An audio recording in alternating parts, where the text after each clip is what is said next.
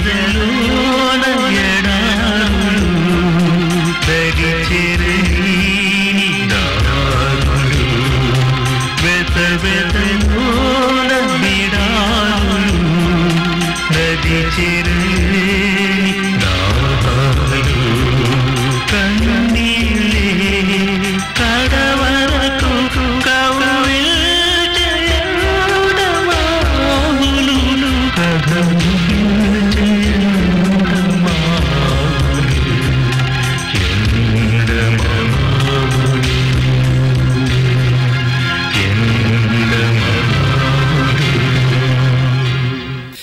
నీ పాలబడ్డ ఆ ఋషిగారి కథలు చెప్పుకుంటూ పాల పార్టీ చేసుకుందాం.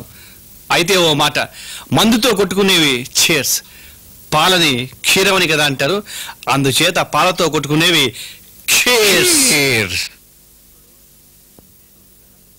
చూడు, నువ్వింక తప్పించుకునే మార్గం లేదు. నీ మనిషి డానీ ఎప్రూవర్గా మారాడు. చెప్పు, నువ్వు చేస్తున్న వ్యాపారం ఏమిటి?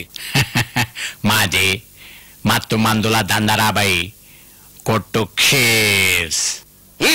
నీకు కాశీ సెట్కి శత్రుత్వం ఏమిటి? చెప్పు. గాయంత తెలియదాబాయ్ ఖాన్ దందా. ఋషిగాడు ముందు నా చెంచగాడు ఎన్క సిరి ప్లేటు పల్టాయించండు.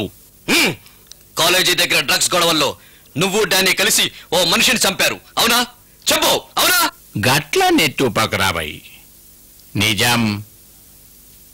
గా మర్డర్ చూడబట్కి బచ్చా కార్తీక్ గాని ఋషిగాడు టార్చర్ చేసిండు. అయినాక సంపనూకిండు. మోనా కిడ్నాపింగ్ మీ నాన్న మీద కోపంతో నువ్వే చేయించావా? చెప్పు, చెప్పు. కాదు, గా పని రాచగాంతో నేనే చేయించిన. సంపనూకాలనుకున్నా గాని గా ఋషిగానికి ఎరకై చెర్రగా బచాయించింది. నీ భార్య కాత్యాన్ని నువ్వే చంపించావు, అవునా? కాత్యా మర్డర్ మన పనే కాశీ సెట్. ఇహ అక్కడి నుంచే కదా మిగతా కథంతా క్లైమాక్స్కి వెళ్ళింది. ఇహ చెప్పకు, మిగతా కథంతా నాకు తెలిసిందే. కథ ఖతమైపోయింది గాని నాదొక మక్సత్ మిగిలిపోయింది రాబాయి. ఏంటిది కాశీ సెట్? గా బద్మా చూసిగాడు నా కొడుకును చంపించిండు. అందుకే ఈ బట్ల రిషిగాని బిడ్డ మోనం చంపాలే. గదే నా మక్సత్. ఇక పట్టు, గీ పెట్టెల మస్తు పైసలున్నాయి, తీసుకో. ఇంకెన్నిస్తా గాని నా పని చేసి పెట్టాలి రాబాయి. పని కాదు కాశీ సెట్, ఖూని అను. సరే నీ మాట కానీ. You are all under arrest. I am Haridas from Special Branch. అన్నా, గీది పసంद చేస్తావా? కిదా ఏది పసంद చేస్తావు? ఏమిటికిరా? చెప్పరాదే. తెలుగులోనివి గిది సెకండ్ అంటారు, అంటే మళ్ళా కలుస్తామన్నమాట. గిది గిట్ల పసంद చేసి ఉంటానా? గీన్నే గుడ్ బై చెప్తుంటి. అన్నయ్య, నేను ఇన్స్పెక్టర్తో మాట్లాడాను. ఆయనంతా చెప్పారు.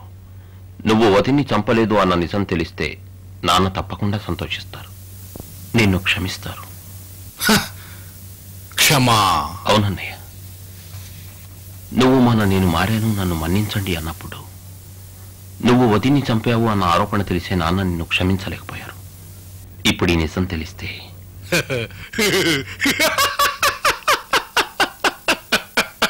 క్షమాపణలు? నేను అడిగింది క్షమాపణలు కావు తమ్ముడు, ఆడింది నాటకం. గుళ్ళో చేసేదే పూజ, శ్మశానంలో చేసేది కాదు. పూజారి చేతికిచ్చేదే మొక్కు, కాటి కాపరి చేతికిచ్చేది కాదు. ఆ రోజు నేనన్న మాటల్లో కాత్యం నేను హత్య చేయలేదు, ఇది ఒక కుట్ర.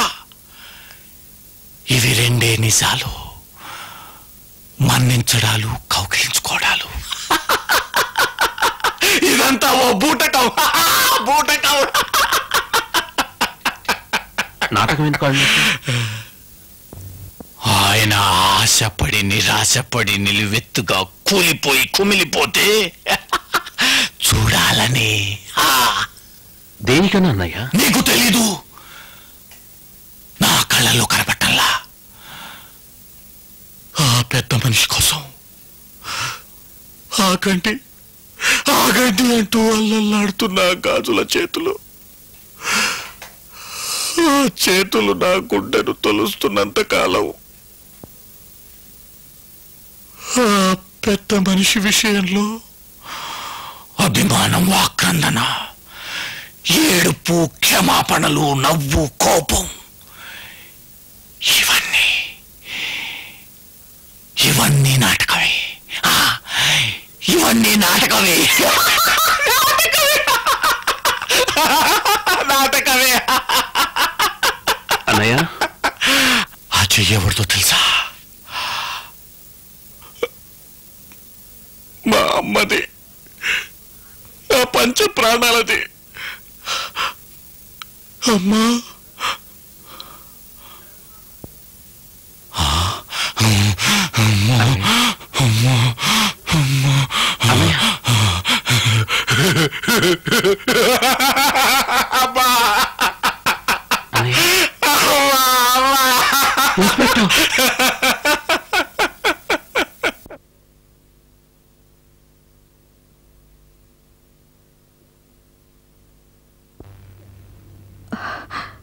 ఏమండి, మాటగా మన ముందు చెప్పుకోలేని అవసరాన్ని కలవరింపుగా బయట పెడుతున్న దీని పెంక చూస్తుంటే గుండె తడుక్కుపోతోంది. మాట్లాడరే. మోనాకిప్పుడు అమ్మని ఎక్కడి నుంచి తీసుకురాగలం? మనం లేమా? మోనా అంటే మనకు ప్రాణం కదా. కాదని నేనన్నానా? మన అభిమానమే దానికి శాపంగా మారుతుందేమోనని నా భయం. మనం శాపగ్రస్తులమండి. చెప్పుకోవడానికేగా అన్ని బంధాలు, పంచుకోవడానికి ఏం మిగిలింది? శూన్యమేగా. పోనీ ఈ పసిది వాళ్ళ నాన్న నీడలోనన్నా కాస్త తేరుకుంటుందేమో. ఋషిని విడిపించే ప్రయత్నం చేయండి. పిచ్చిదానా, యుద్ధానికి ముందు వెనక ఉండేది ప్రశాంతతనే. కాకపోతే ఒకటే తేడా, యుద్ధానికి ముందుండే ప్రశాంతతలో మనం జీవించి ఉంటాం, తర్వాత వచ్చే ప్రశాంతతలో జీవోత్సవాలం అవుతాం. మనమిప్పుడదే. బ్రతికే ఆశలు పెట్టుకోకు.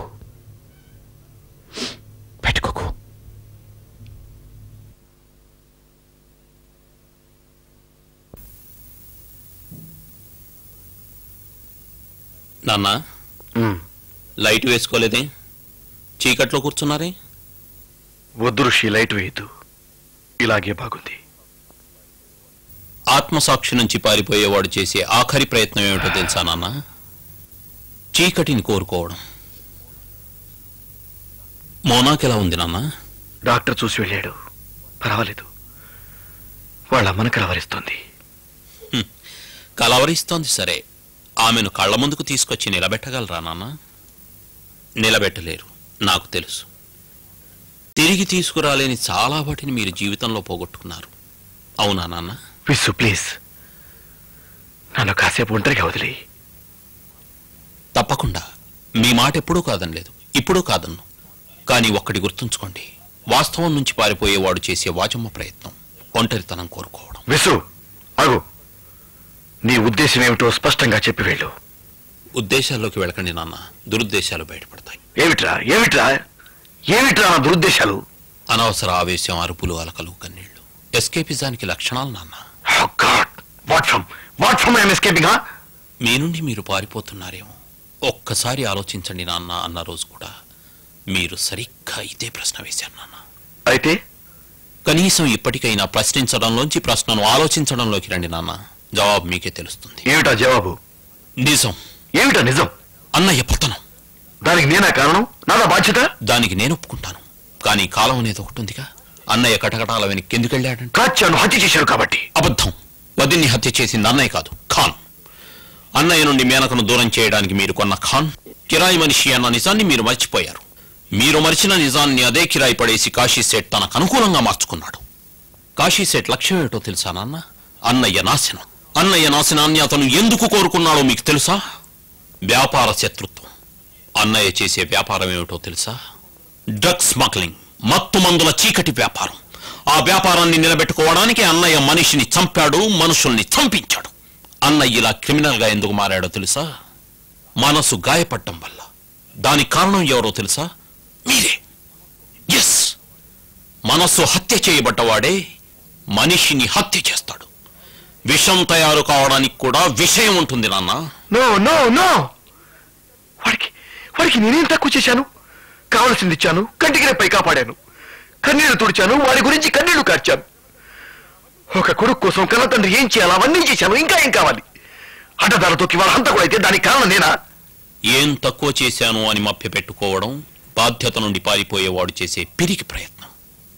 ఆ ప్రయత్నం మీలాంటి వారు చేయాల్సింది కాదు నాన్న. శృతి మించుతున్నానేమో, క్షమించండి. పిల్లలనబడేవారు ఏదైనా తక్కువ చేస్తేనే చెడిపోరు, తప్పు చేసినా చెడిపోతారు. అవును నాన్న, ఒకే ఒక్కసారి మీ సైకలాజీకి తగ్గట్టుగా మీరు సృష్టించుకున్న థియరీలోంచి, అబద్ధపు లోకంలోంచి బయటికి వచ్చి గతంలోకి చూడండి. నిజం చెప్పండి, అన్నయ్య మనసుకైన గాయం మీ గతం చేసిందేనేమో. గతమా? అవును నాన్న. చూడు విసు, నాకు ఋషి అంటే ప్రాణం, మీరే నా గతం. అంతకు మించి నాకంటూ గతమేమీ లేదు. పోనీ ఈ మాట ఎప్పుడైనా ఎక్కడైనా విన్నారేమో, గుర్తు చేసుకుని చెప్పండి నాన్న. ఏమిటా మాట? అమ్మ పక్క మీద ఆంటీ రాక్షసిని ఎందుకు పడుకోబెట్టావు డాడీ?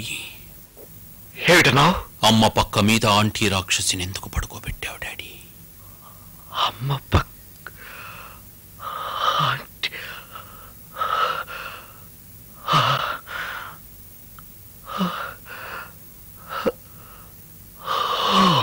నాన్న, ఏమైంది నాన్న?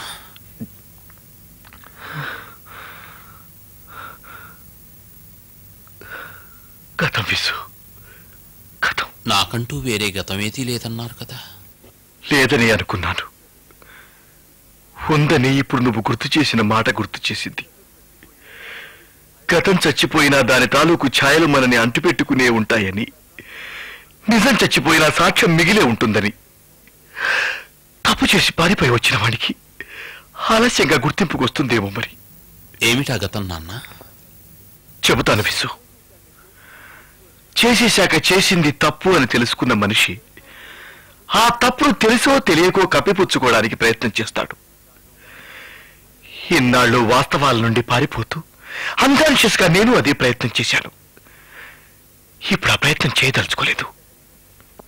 బయటపడ్డ గతం కంటే గాయపడ్డ గతం బ్రతుకుల్ని దారుణంగా దెబ్బతీస్తుందని ఇప్పుడే రుచి చూస్తున్న ఈ చేదు కన్నీళ్లు నేర్పాయి. అవి మేం ఉద్యోగరీత్యా భూపాల్లో ఉంటున్న రోజులు. మీ పెద్దమ్మ సుగుణని పీడిస్తున్న అంతుపట్టని మాయదారి జబ్బు ఉన్నట్టుండి తిరగబడ్డ ఆ రోజు. అవును, ఆ రోజు రాత్రి. కనిపించే